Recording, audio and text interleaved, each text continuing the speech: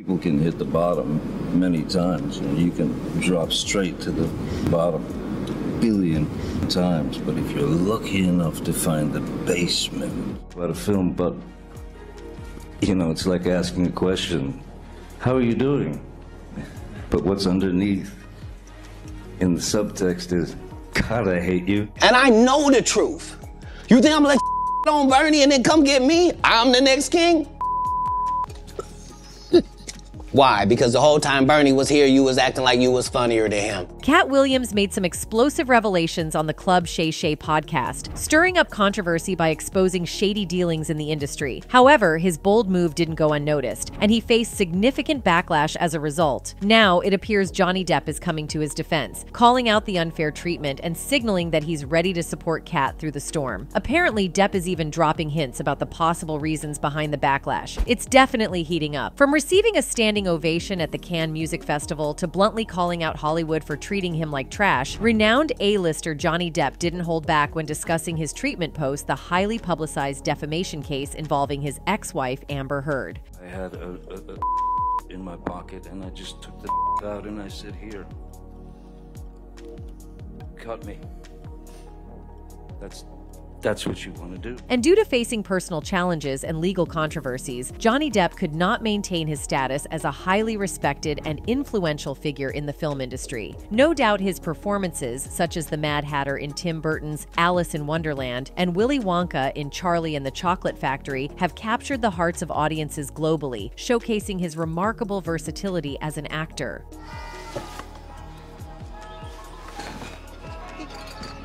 Depp's ability to fully immerse himself in intricate roles is evident in his portrayal of characters like the dark and brooding demon barber in Sweeney Todd and the eccentric charm of Captain Jack Sparrow in the Pirates of the Caribbean franchise. These roles highlight his immense talent and unwavering commitment to his craft. But now, despite his acclaimed performances in films like Ed Wood and collaborations with industry giants like Al Pacino, Tim Burton, and Winona Ryder, the former Jump Street star strongly believes that Hollywood has no qualms about sidelining established actors like himself when their public image isn't pristine. By the way, I've had about 17 comebacks, apparently.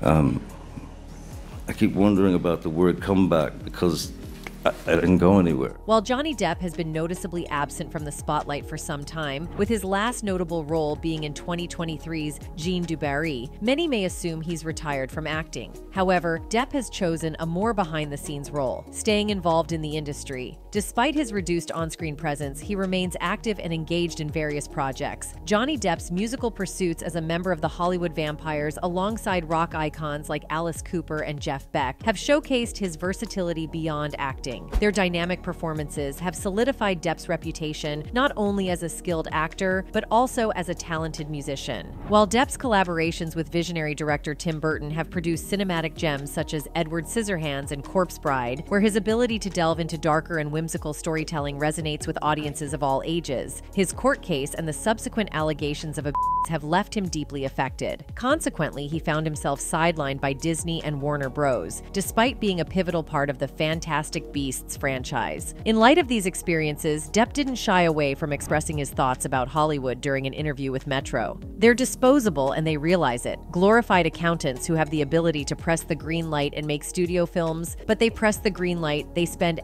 loads of money. Budgets are ridiculous on these films. Some romantic comedy with two very popular people. The real people. They're sick of it. Elsewhere in the interview, he spoke about the effects fame has had on him. I've been very lucky and I can't complain about anything. None of it. I won't, he said. But fame does funny things to a man. The thing hits you and then you can't go anywhere without people looking at you. And that's a very interesting way to grow up. But after 38 years of something like that, the first thing that's really mad is to expect anyone who's lived in that kind of situation to be anything remotely close to normal. Now, to make matters worse, I wasn't normal before that. So I've had to adapt my world into the way that I have to live. How do I live? I live behind windows. I live behind car windows, train windows, plane windows, hotel room windows. F Windows. But the recent lawsuit just shaked his world totally, and seems like this is the result of frustration. The lawsuit majorly affected his reputation, which resulted in losing many franchises and roles, and one of them is Disney's Pirates of the Caribbean. The Pirates of the Caribbean franchise, created by Disney, has enjoyed immense success and a devoted fan base. Combining elements of swashbuckling adventure, supernatural tales, and humor, it all began with the surprise hit, Pirates of the Caribbean: The Curse of the Black Pearl in 2003, leading to a series of sequels and spin-offs. With its memorable characters and thrilling maritime escapades, the franchise has grossed billions of dollars globally.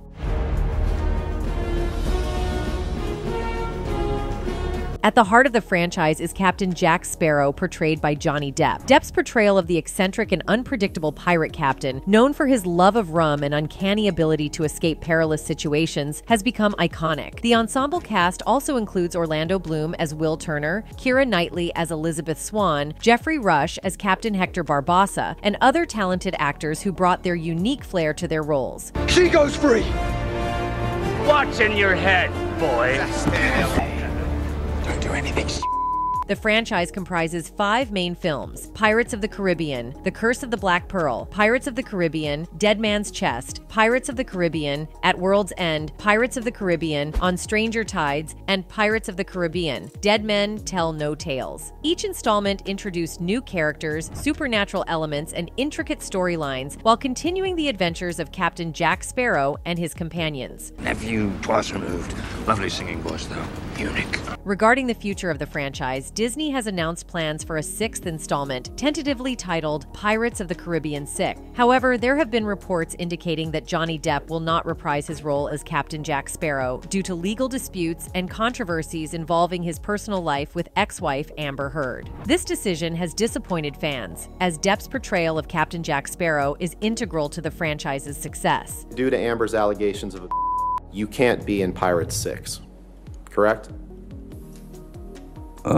I'm saying that Despite reports that Depp was open to returning for the right project, it seems that both parties have not made progress in recent months. Disney is now moving forward without Depp, potentially exploring a new direction for the series. There have been rumors that Keira Knightley and Orlando Bloom may return to play their iconic roles, focusing on the Turner family in the 6th installment. However, Knightley's involvement is uncertain, as she is set to star in a dystopian sci-fi film titled Conception, a UK production under an equity contract, with filming potentially beginning soon. The official synopsis reads, Conception is a sci-fi thriller set in the not-too-distant future of Britain, where the government has taken authoritarian rule over parenting. The film follows Rita Knightley, a loyal civil servant and believer in the unforgiving system she upholds, until unexpected events endanger her own parental status, rendering her victim to the same laws she so readily inflicted on others. Keira Knightley's involvement in the new overseas production means that Disney will have to be patient and wait for an opportunity to strike a deal with her if they intend to bring her back to the Pirates of the Caribbean franchise. It remains unclear how far Disney has progressed with the production of Pirates of the Caribbean 6. While multiple scripts have been written, Disney has not confirmed a specific timeline for shooting, especially considering the ongoing SAG-AFTRA strike. You were likely out for Pirates 6.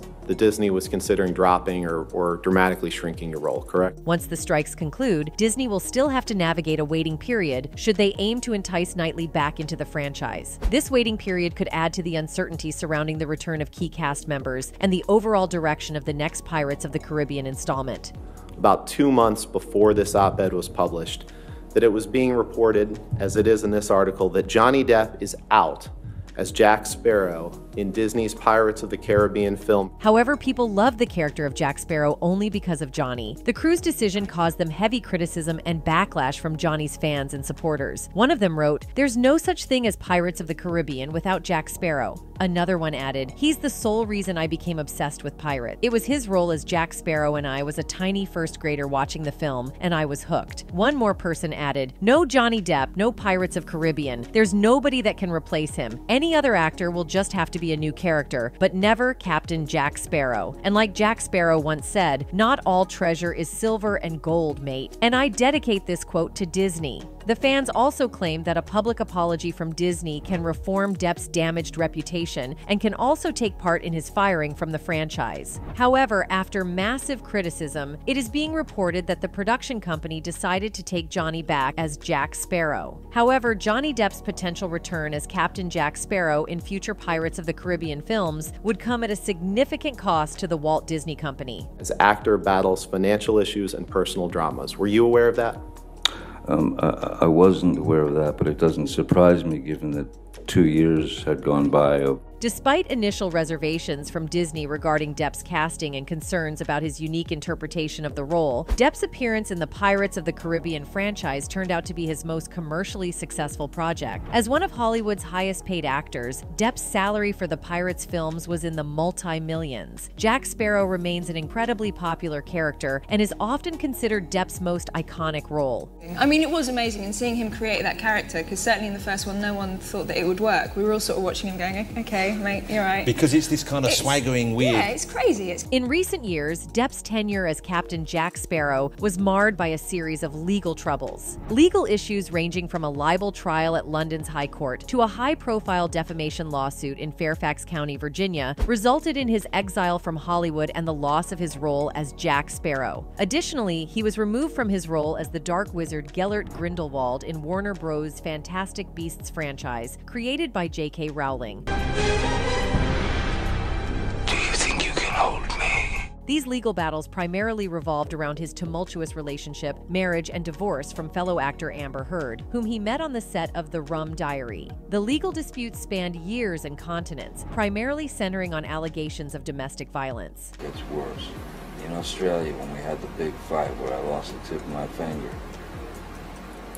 at least. The July 2020 libel trial in the United Kingdom stemmed from an article in British newspaper The Sun that labeled Depp as a wife-beater. Both Depp and Heard testified in front of Justice Andrew Nicol at the London High Court, with Depp losing the case after the judge found many of the claims of domestic A to be substantially true. Nothing less than everything. Nothing less than everything. The second the allegations were made against me. Depp's appeal request in 2021 was denied, and he faced Heard once again in a U.S. courtroom in the subsequent defamation lawsuit. This lawsuit resulted from an op-ed penned by Heard in the Washington Post, in which she claimed to be a victim of domestic and violence. Depp sued for $50 million, while Heard countersued for $100 million.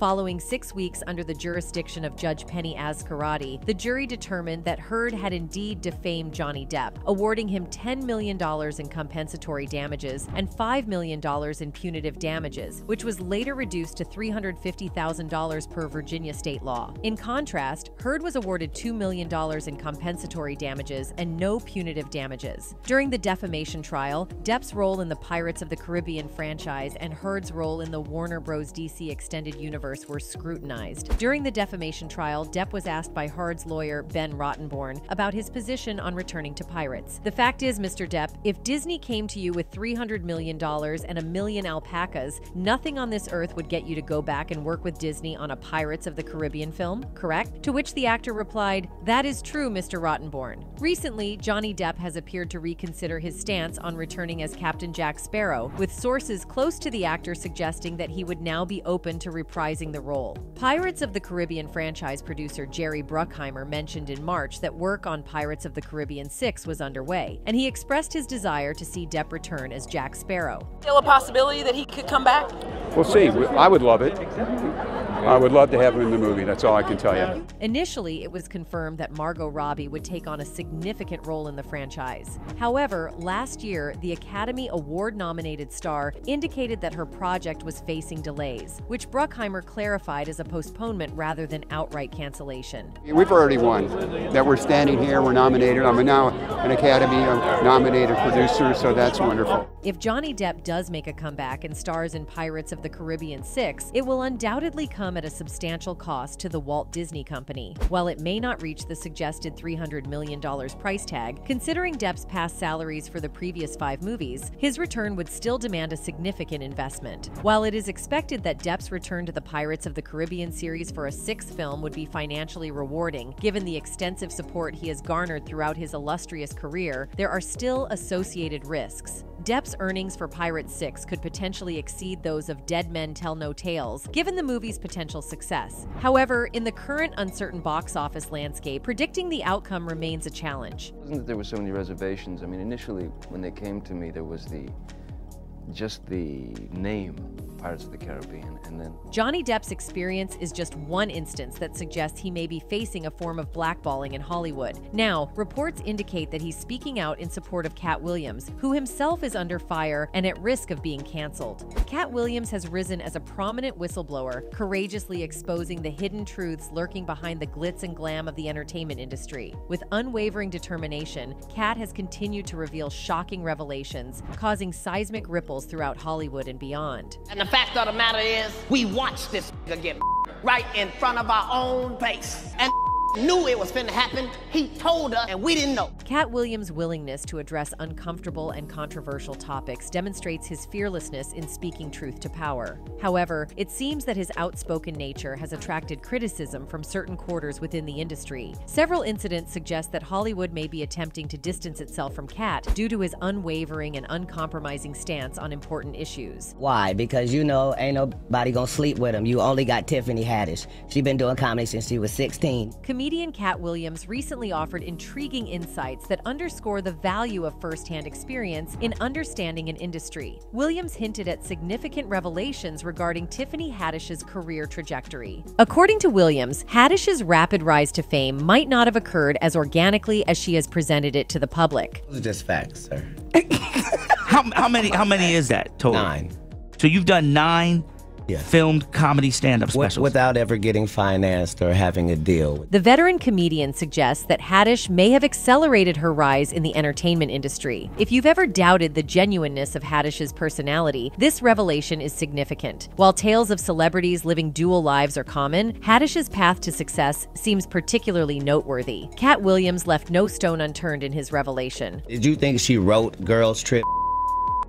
Right. Or do you think that was already a script and they handed it to her? It's up to you, whatever you want to believe. On a segment of V103's Frank and Wanda in the Morning Show, Williams openly discussed various comedians, such as Lil Rel Howery, Jared Carmichael, Kevin Hart, and Hannibal Buress. However, it was Tiffany Haddish, renowned for her role in Girls Trip, who bore the brunt of his critique. I'm the introduction to Tiffany Haddish. Katt Williams, who won an Emmy for his guest role on Atlanta, made an effort to cast doubt on Tiffany Haddish's achievements. He implied that Haddish may not be the author of her own comedic material and questioned whether she has truly established herself as a genuine comedian. He said, "She's been doing comedy since she was 16. You can't tell me your favorite Tiffany Haddish joke. Why? Because she ain't done a tour yet. She ain't done a special. She has not proven the ability to tell jokes back-to-back for an hour to nobody." Wanda Smith, the host of the show, then stepped in to defend Tiffany Haddish, asserting that Haddish's authenticity endeared her to audiences. In response, Katt Williams raised a provocative question, asking when being real had become a marketable trait. He went on to suggest that the industry's favor toward Haddish might be influenced by her publicly expressed admiration for Brad Pitt. Williams then took the opportunity to give recognition to several other black female comedians, such as Luanell, Melanie Camarco, and Miss Laura, highlighting their talent and contributions to the comedy scene. Why? Because you know, ain't nobody gonna sleep with him. You only got Tiffany Haddish.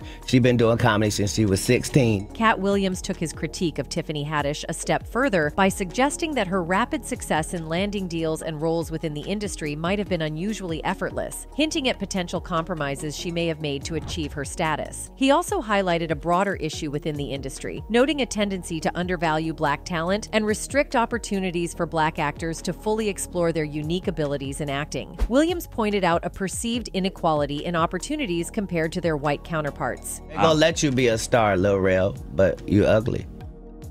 And white people don't believe in ugly stars. They think you have to be somebody that women want to sleep with and men want to be. It seems Katt Williams' comments about Tiffany Haddish and her admiration for Brad Pitt were not entirely baseless. Haddish has indeed openly discussed her crush on Pitt in the past. During an appearance on Live with Kelly and Ryan's post-Oscars show, she recounted a humorous interaction with the Hollywood star in an elevator, implying a playful flirtation. Additionally, in a conversation with Kelly, Haddish revealed during a game of Marry, Date, Dash that she wouldn't opt to marry Brad Pitt. The key point Williams seemed to highlight in his expose on Haddish was that her ascent in the entertainment industry gained significant momentum when she embraced self-expression rather than objectification. Because we black, they say, oh, you don't even deserve that, so you get Kevin Hart, Lil Rel, Gerard Carmichael, all in a row, Hannibal Buress, just dudes that no woman would talk. Before rising to prominence in the industry, Tiffany Haddish faced significant challenges. Securing spots in comedy clubs was a struggle, and she encountered difficulties in landing acting roles. In an interview with TMZ, she revealed, "I lost everything. All my gigs are gone."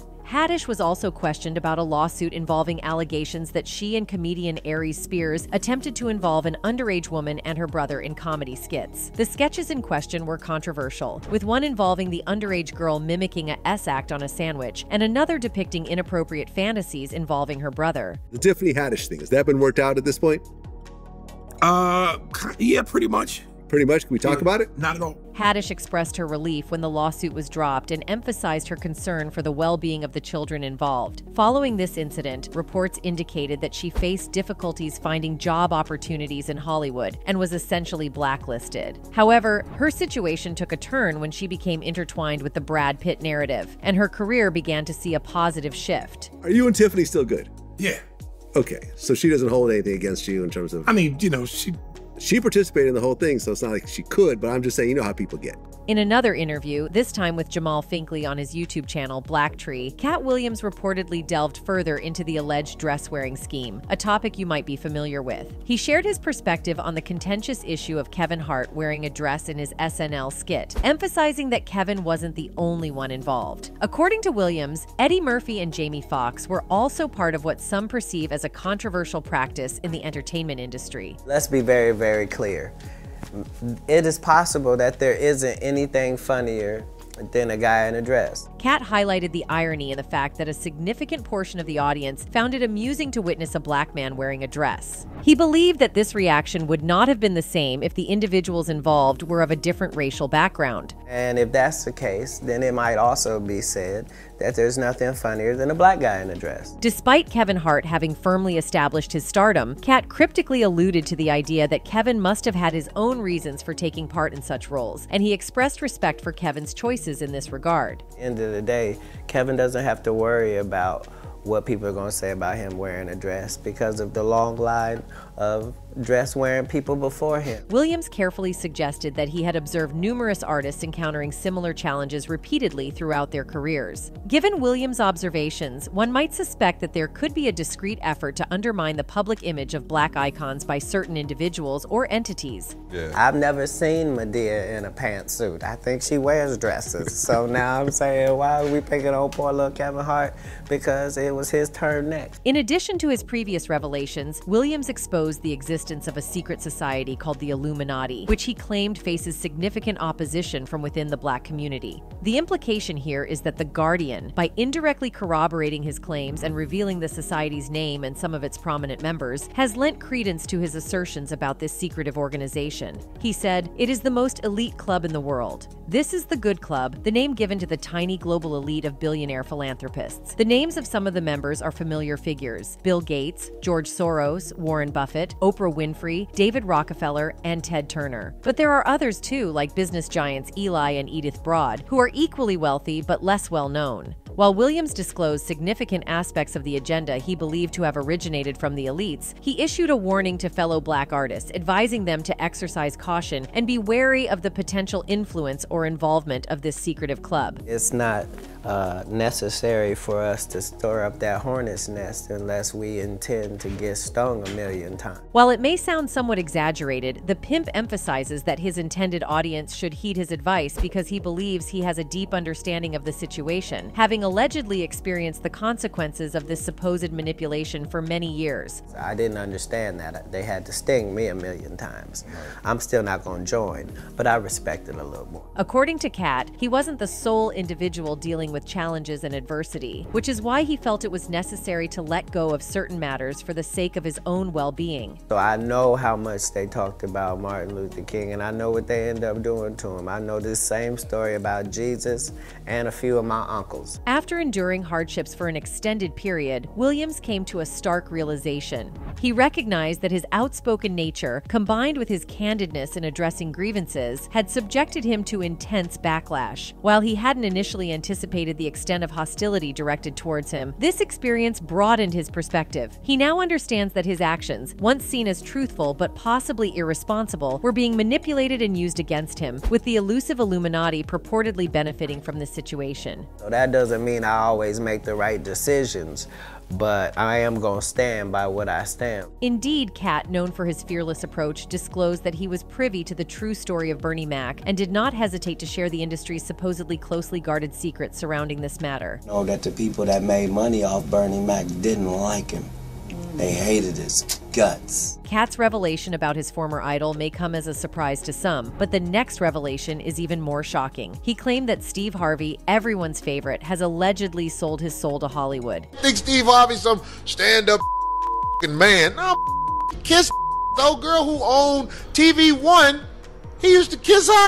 That's how he had to rate. It's undeniable that Katt Williams is widely regarded as one of the funniest comics of his generation, known for his unfiltered humor and energetic performances in blockbuster stand-up specials. However, despite his talent and ranking among Hollywood's comedy greats, Williams hasn't received the same level of mainstream exposure as some of his contemporaries. One of his supporters said, unlike Kevin Hart, he hasn't taken on leading roles in blockbuster movies, and he doesn't host a show like Steve Harvey. Being hopeless, he once even said, I'm just going to go ahead and announce my retirement from stand-up. I'm kinda done. I've already discussed it with my kids. I wasn't really going to do it on a Seattle street. I was going to Los Angeles and do it in the offices of ICM or Live Nation. Speculation swirled for some time about Williams being blacklisted from the industry, raising questions about why he hadn't attained the same level of success as figures like Steve Harvey. It's noteworthy that Williams and Harvey haven't been on good terms for over a decade, hinting at a significant reason behind their strained relationship. Well, you know, to be honest with you, Frankie, I didn't know nothing about this concept.